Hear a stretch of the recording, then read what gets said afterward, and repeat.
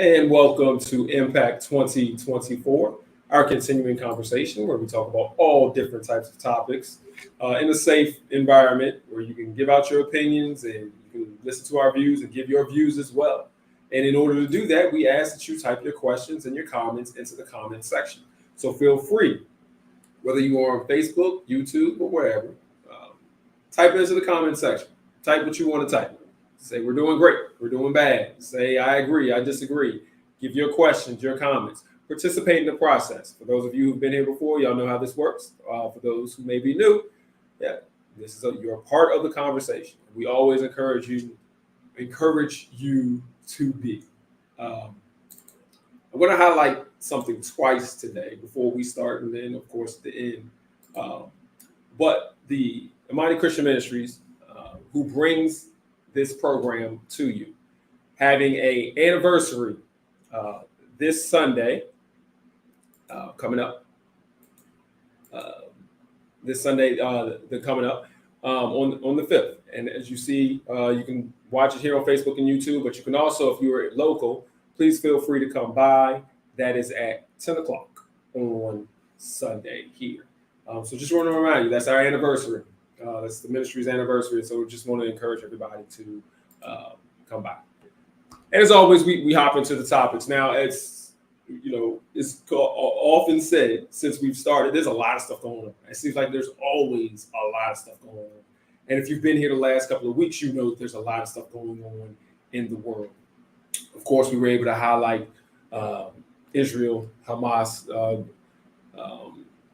Gaza, Israel, Jewish situation, however you want to describe it, the war, the skirmish, whatever you want to say.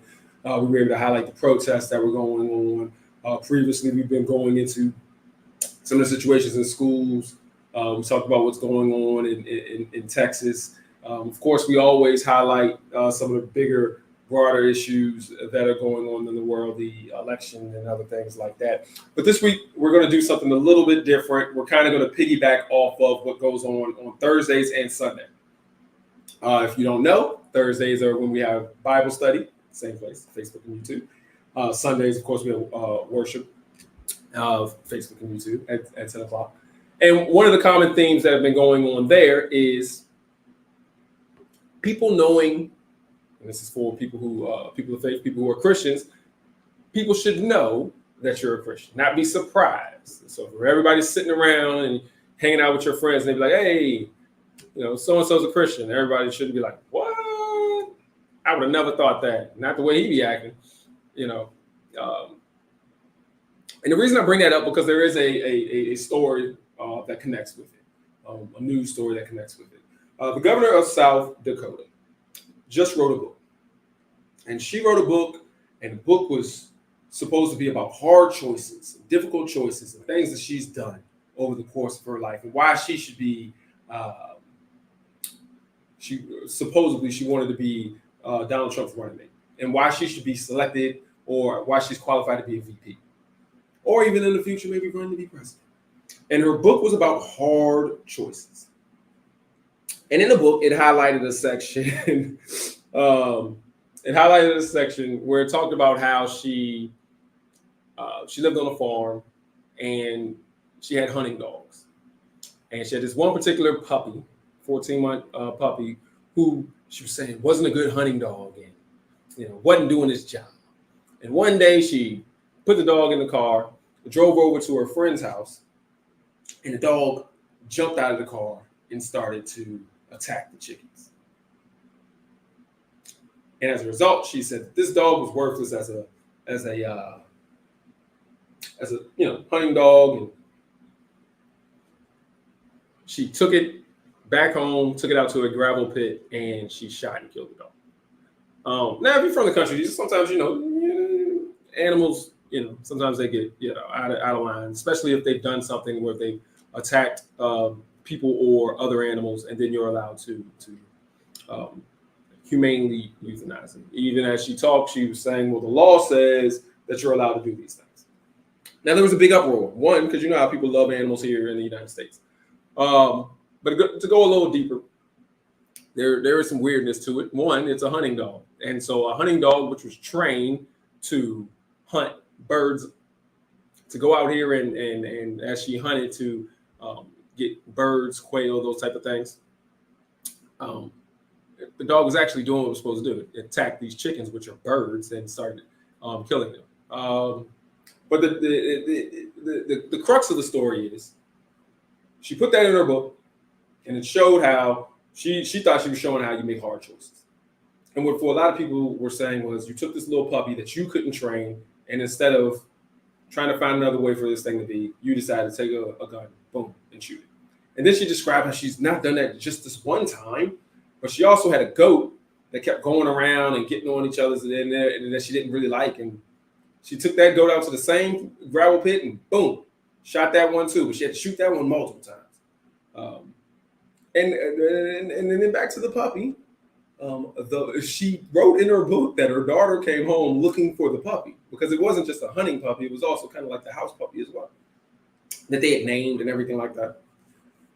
And the daughter's like, well, where's the puppy? I don't know what's going on. And so she thought that this was a nice story to put in her book. And it's been extreme backlash. People are like, what in the world? That I didn't know. You seem kind of crazy with that. One of the ways that you notice that somebody, they say, one of the ways that you know that there may be a little bit of issues going on with a child is if a child or a young person enjoys harming animals, finds kind of pleasure out of it.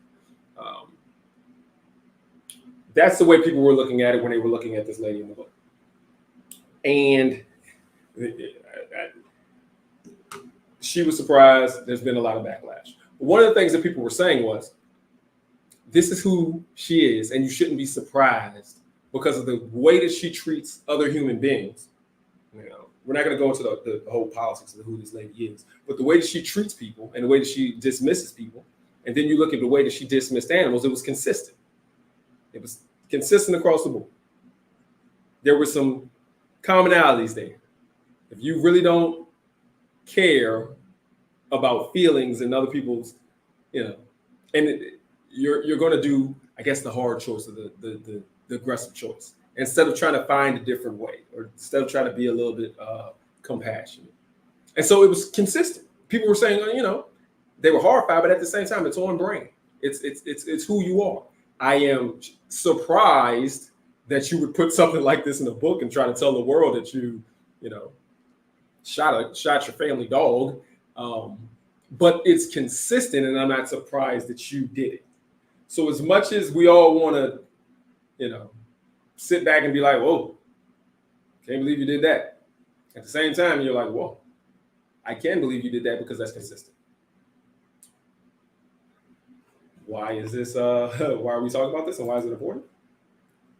Because people, I guess, should know who you are and should know what you do. And so if I am a Christian man, same thing as what was put out on Thursday, if you were here for that, or on Sunday if you were here for that, here for the Bible study, here for the word.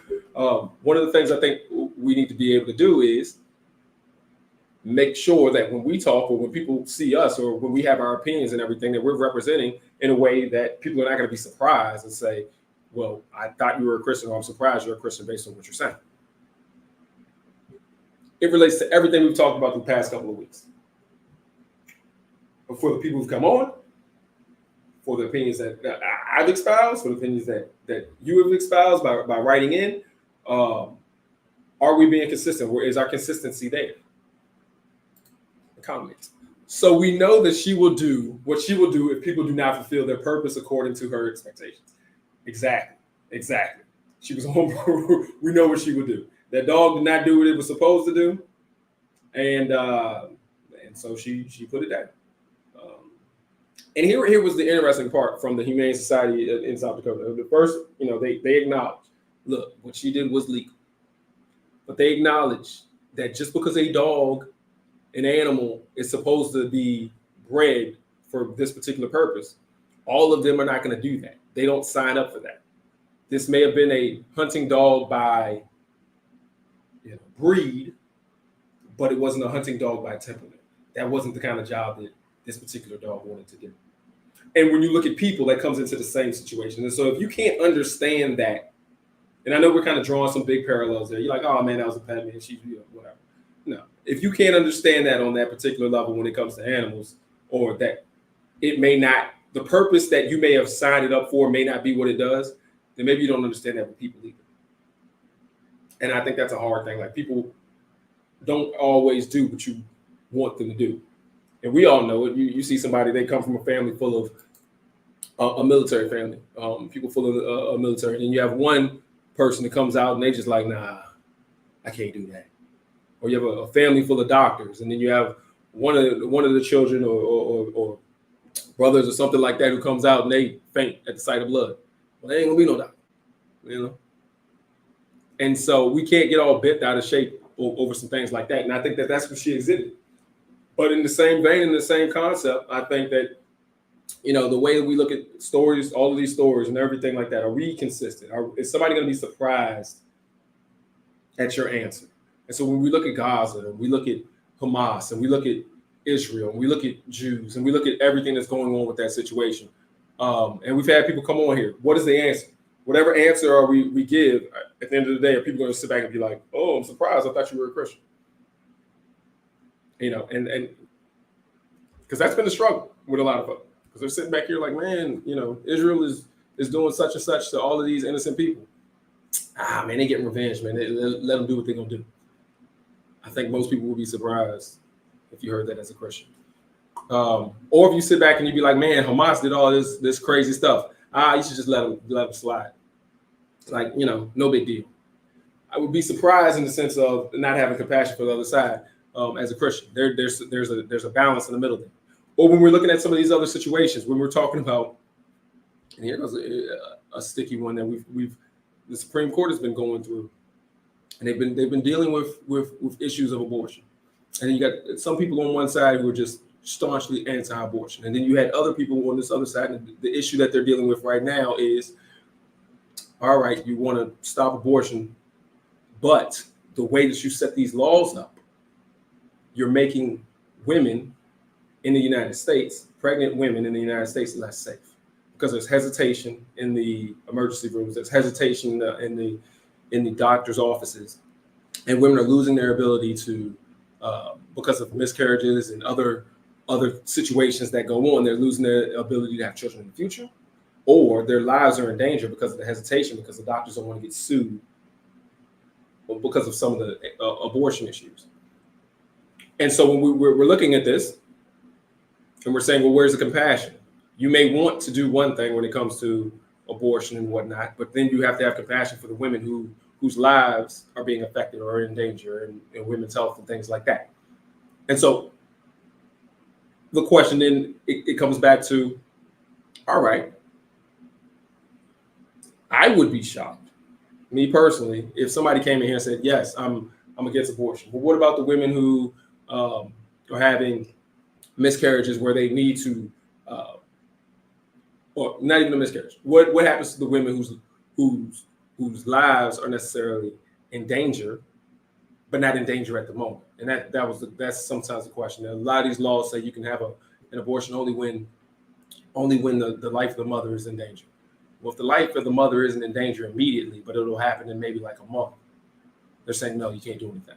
Or the life of the mother isn't in danger, but her ability to reproduce in the future is in danger. And they're saying, well, you can't have the medical abortion because it's not, the woman's life is not in danger, but she'll lose her opportunity to have children in the future.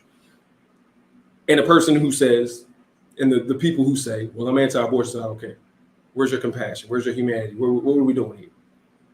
And it comes to, I would be surprised to the people, I am surprised, and I'm going to be surprised. I am surprised at all the people who sit back and be staunchly in their section of anti-abortion and not even having compassion for somebody else's situation, understanding for somebody else's situation, understanding when somebody else cries out and says, listen, I don't want to lose my opportunity to have a family in the future because of the rules and regulations that y'all trying to put into place. And so with all these topics that we've had, I think it's important. It's been significantly important for us to make sure that our opinions represent who we're supposed to be. And I think we've been trying that here. We're trying to do that here. And so, like that story, if I tell a story about my life, all of the stories are not going to show how Christian I am. You would be surprised and be like, oh, I can't believe that. But I think the overarching theme of the whole entire story, or where I am now in the story, or the arc of the story, should show my Christianity or my journey. Not every book not every book, not every chapter is going to show that, but I would hope the overarching theme. And by the time you finish reading it, you wouldn't be surprised and be like, oh, I'm surprised, you're a Christian. I'm surprised you even go to church. I think it should be consistent.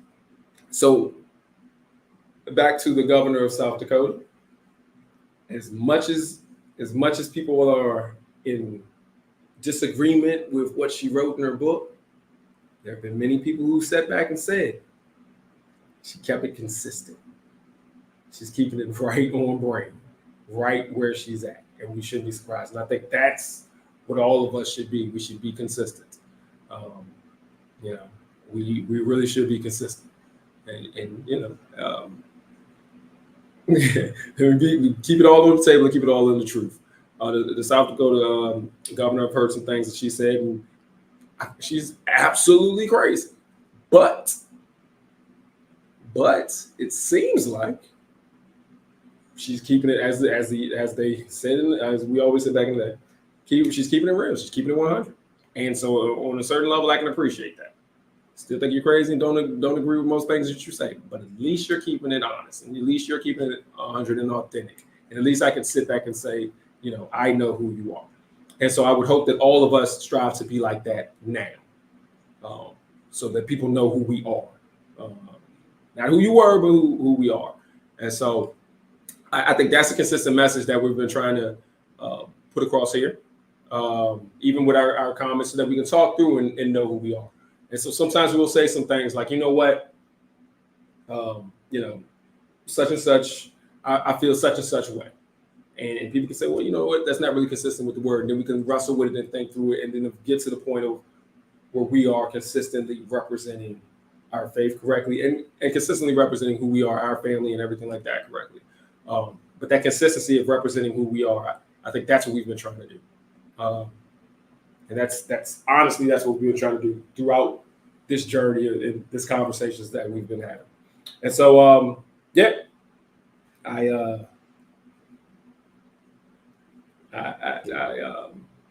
just wanted to make sure we highlighted that today and highlighted that story today. And then, her, just to give her a plug, since we talked about her, the South Dakota lady, her book drops in May. So if you want to read a story about somebody who makes difficult choices and, has to take out the farm animals, feel free to read that. But as you'll see, that's who she is. And, hopefully if any of you write a book about yourself, people will look at you in a similar manner and know, all right, there's some consistency there. I know who they are. And that's who I expect them to be. And I'm not shocked or surprised about who they are, their opinions that they have now. Not who they were, but who they are. All right. Well, that's honestly, that's it. I mean, we hit it straight to the point today, a little bit shorter because we didn't have a guest on, but straight to the point. Consistency, who you are. That's who we're trying to continue to do here. Comment before I just need to get this off my chest. Semitic, of relating to or consistent a subfamily of the Afro-Asiatic language family that includes Hebrew, Aramaic, Hebrew, Aramaic, Arabic, and Armoraic. It's hard to say. Sorry. That's one of those consistent points that I think there's confusion that's going around when we're talking about anti-Semitism, being an anti-Semite. When we're talking about all of that type of language and verbiage that we're using incorrectly. It does not mean if you say something against people who are Jewish, that is not what it means to be to make anti-Semitic comments. Because a Semite is not a Jew. Jews do not represent what a Semite is. Semites are a lot more than just them. And so when you're sitting back here and you're talking about somebody from, if you're talking about a Palestinian, criticize it because they're Semites as well. And I think that it's really ridiculous that an educated society can't understand and wrap their heads around that word. And we use it wrong all the time. But as we know, different populations take over words all the time. And then we use them incorrectly. And you weaponize words, and you weaponize words for your own devices. So being anti-Semite, Jewish people using that, and honestly, I'll put it on the Jewish people and Jewish supporters using that and weaponizing that word for their benefit and against others. It's not unusual, but honestly, if you think that criticizing Jewish people as being anti-Semitic, and if you are a Semite, a non-Jew who's Semitic, and you are criticizing somebody, you can't be anti-Semitic. That's just not possible.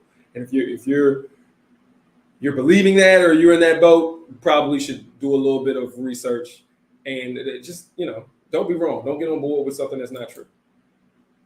So to be anti-Semite means to be against people who speak certain languages. That's not just Hebrew. That's the whole purpose and point of it. It is a whole group of people, and many of those people who are criticizing and fighting each other, they can't be anti-Semitic to each other. Like, they are Semites. It's a weird one. It's a weird one, and one that we need to do better on, and we need to be better on. Especially, you have these people, protesting and at college campuses, places of thought, and you have news organizations reporting on that, and you have people talking about that. I mean, if you're going to be on a college campus, you're going to be on a place of supposedly higher learning, get the language and the words right. Get them right.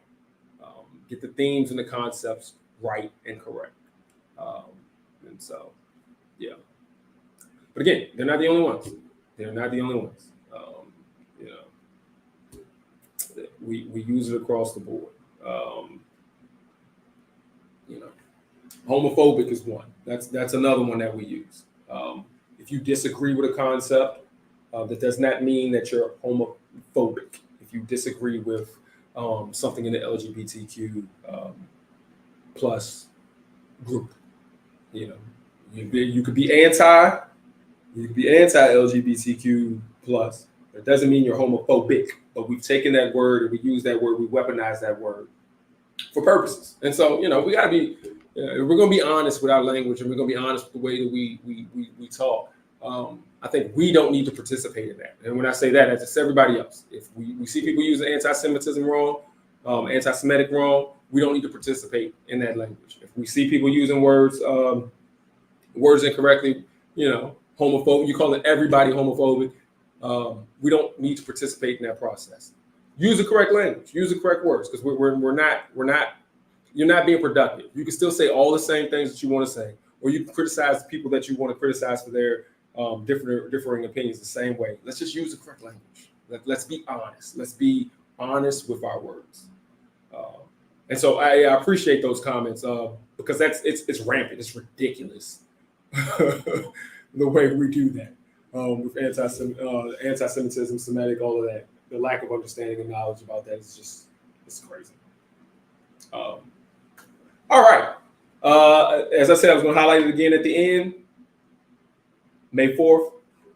May 4th? I'm sorry. May 5th. Sunday, May 5th. We're having an anniversary here at Imani. Please feel free to join us and drop by.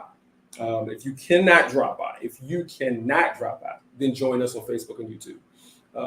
That's Sunday, May 5th at 10 o'clock. Also, on Thursdays, 7 o'clock, we have Bible study right here at Facebook and YouTube, or you could drop by as well for that. And then every Tuesday as well, or at 7 o'clock, we have prayer. And then always, we're here on Tuesday for Impact 2024. Thank you for your comments. Thank you for everybody who came in tonight. And we will be here next week. Thank you.